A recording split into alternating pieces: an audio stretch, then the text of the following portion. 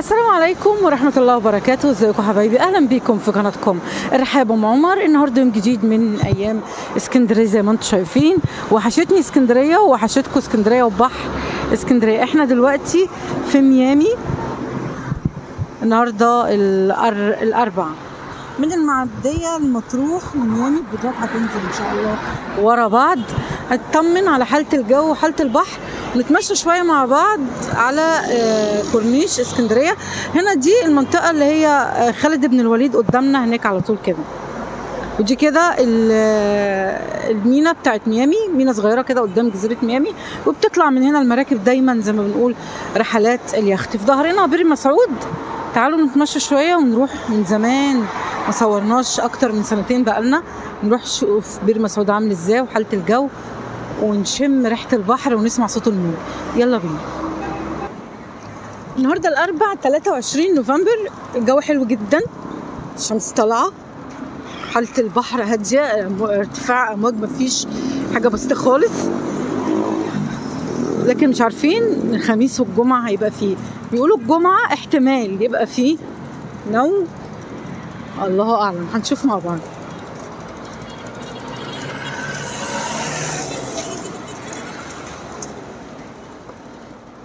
ده كده المشروع اللي بيتعمل تقريبا نادي وادي دجله. اخد المنطقه دي في بير مسعود، هيبقى نادي كده قاعده وكافيهات يعني، لكن مش ملاعب كره ولا لعب. ده يا جماعه المكان ده قبل بير مسعود. بير مسعود هناك لسه عند السلالم اللي هناك دي. ده اللي قبل بير مسعود، المنطقه اللي كانت فاضيه، كانت كلها صخور وبحر بس ما كانش فيه شاطئ حتى. نروح بقى بير مسعود اللي احنا عارفينه، موجود زي ما هو يعني، ما جرالوش حاجه، موجود الحمد لله بخير.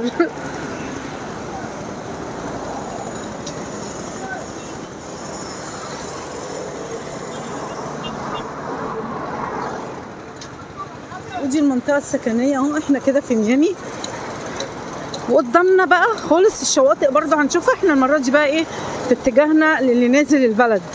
ورانا خالد بن الوليد والعصافره والمندره والمنتزه.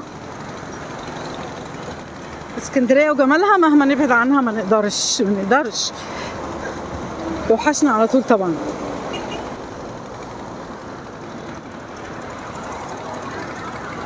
يلا بينا كده داخلين على بير مسعود. ده الاتوبيس ده اللي بيروح بحري المكيف. وزي ما قلنا دايما معانا المواصلات، المشاريع والميكروباصات من على البحر بتروح اي حته، وعمرك ما تتوه في اسكندريه.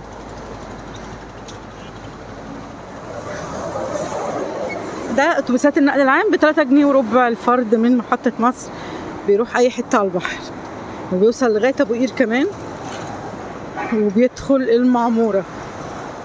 ده بير مسعود اهو، موجود المكان زي ما هو، ما تهدش ولا حاجه. زي ما قلنا اللي بيحصل ده قبله بشويه. نطلع كده السلالم ونشوف البحر. بير مسعود او بير الامنيات، او يعني الناس كده كانت خرافه واخدها او اسطوره، اللي يرمي فلوس فضه ويتمنى امنيه تحصل. جيت من سنتين هنا تمنيت امنيه والحمد لله ما فيش حاجه حصلت. طبعا يعني خرافات، كله بايد ربنا، بس احنا كده نحب الاساطير. هنا بتبقى طبعا بالليل وفي الصيف ناس قاعده وناس بتاكل عيش وذره وترمس ولب، في ناس موجوده هنا لغايه دلوقتي. الجو شمس جدا، بطلع الصخور تشوف الصيادين. يلا بينا، تعالوا بس نبصوا على البير الاول ولا البحر. تعالوا على البحر. البحر هو الحقيقه الموجوده في اسكندريه بجمالها وبجوها الحلو. والبير هو جزء من البحر على فكره. البحر داخل فيه. انا كنت عملت فيديو قبل كده تفصيلي عنه، شرح ليه اتسمى بالاسم ده. الناس بتقعد هنا اهو، كراسي محطوطه للي عايز يقعد على البحر. تعالوا ندخل فيه، اطفال في المايه بتستحمى. هنعدي السور ونروح ونشوف البحر، بس قبل ما نخش على البحر تعالوا نبص بصه على البير، بير مسعود. اسكندرية اهي قدامنا لغاية المنتزه. المكان هنا واسع جدا، ودي البير هناك اهو، ده اللي عليه الحديد ده.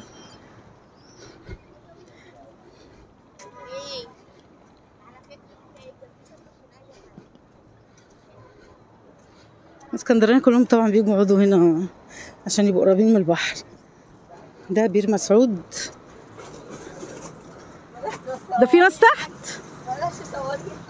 انا جايه فجأة ما جيتش معايا، ما تخافش اهو.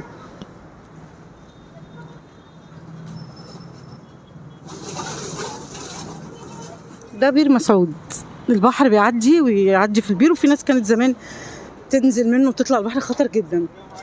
الشاطئ ده برضو اللي جنب بير مسعود ده يعتبر اخطر شواطئ اسكندريه اهو، ممنوع النزول فيه تماما.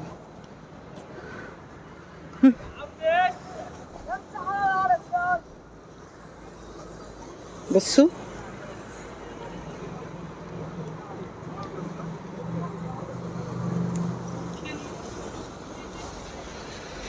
هنطلع الصخر ده،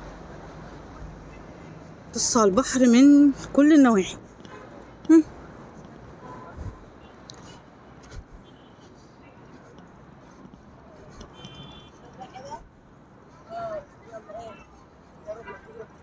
الصيادين طبعا دايما معانا في الكدر، لان احلى سمك الشتاء.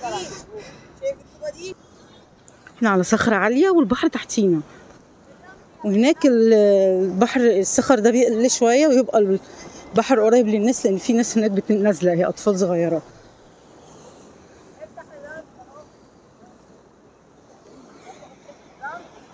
الصيادين والمراكب اهي، في رحلات في البحر او دول صيادين، وفي ناس بتصطاد بالغزل كمان.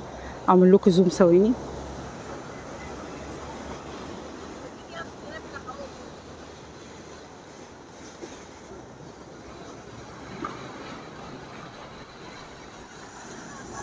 شواطئ اسكندريه كلها شغاله، شماسي وكراسي غير مطروح، يعني الشواطئ كلها شغاله، اللي ب5 واللي ب10 واللي ب15. ولو مش هتاخد كرسي شمسيه، في شواطئ مجاني زي السرايا والجليم العام، من غير شماسي وكراسي ندخل البحر مجانا.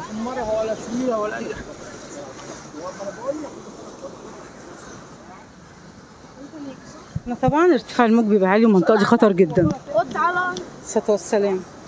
مش انت شايف الصخر؟ ها؟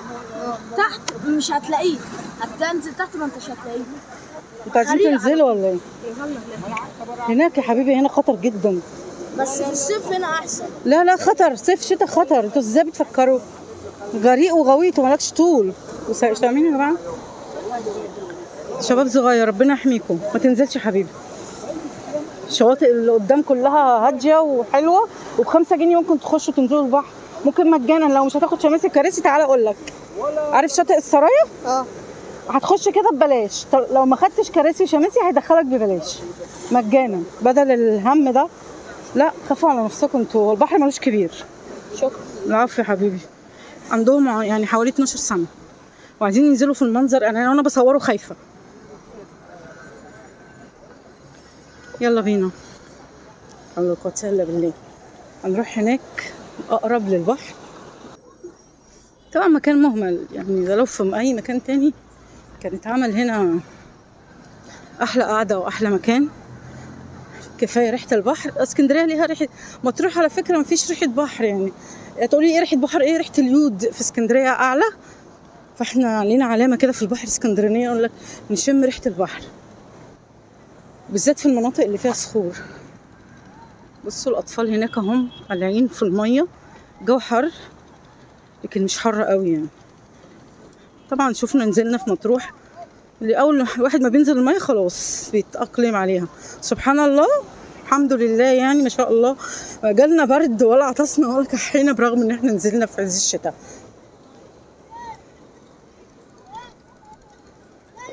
هنا صيد وقعده واحلى جو. شفنا بير مسعود وشفنا منطقه ميامي والمراكب، وقدام بقى زي ما قلنا الشواطئ كلها شغاله. مش عايزه اطول عليكم الفيديو. خدنا فكره عن حاله الجو في اسكندريه. النهارده الاربع الجو حلو، في ناس بتقول يوم الجمعه نوى، الله اعلم. النوات عماله تفسد، خلي بالكم. نوه المكنسه فسدت، كان المفروض 3 ايام شتاء ومطر ورياح شديده، ما خدتش اكتر من يوم، وفي اليوم يعني هي ساعه واحده. تمام، يعني حاله الجو سبحان الله طبعا بايد ربنا، وبالذات مع تغير المناخ ده بنشوف حاجات غريبه وطقس غريب. لو عجبكم الفيديو بتاعنا خفيف بسيط، حتى بياعين العقاد موجودين لغايه دلوقتي، كل حاجه في اسكندريه موجوده. عجبكم الفيديو دوسوا لايك واشتركوا في قناتنا لو اول مره تشوفونا. قناتنا مزادات، اسواق، شواطئ، بحر، سفر ورحلات. ومتشكره جدا ليكم على وجودكم معايا في اي مكان، والسلام عليكم ورحمه الله وبركاته.